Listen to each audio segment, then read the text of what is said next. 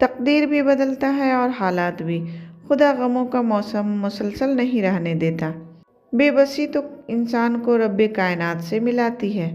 اللہ پر یقین کرنے والوں کے لیے کچھ بھی ناممکن نہیں ہوتا، کیونکہ وہ جانتے ہیں ان اللہ علی کل شیء قدیر، بے شک اللہ ہر چیز پر قادر ہے۔ بڑی نعمت ہے دل کا دنیا میں نہ لگنا۔ صبر رکھو، بے شک تمہاری تقدیر میں تمہاری سوچ سے بہتر لکھا ہوگا اللہ نے، کیونکہ وہ سب سے بہتر لکھنے والا ہے۔ اپنی مشکلات کو اللہ پر چھوڑ دیں، کیونکہ وہ سب مشکلات کو حل کرنے والا ہے۔ بہت جلد قبول ہونے والی دعا یہ ہے کہ انسان کسی غیر موجود کے لیے غائبانہ دعا کرے۔ بد دعا صرف الفاظ نہیں ہوتے، جس کو دکھ دو اس کی آہ بھی بد دعا بن جاتی ہے، اور رب بہت انصاف کرنے والا ہے۔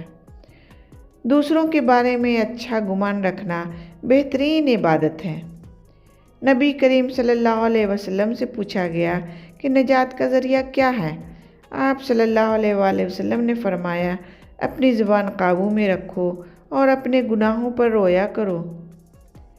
رسول اللہ صلی اللہ علیہ وآلہ وسلم نے ارشاد فرمایا، اپنے شر سے دوسروں کو محفوظ رکھنا، یہ بھی ایک قسم کا صدقہ ہے۔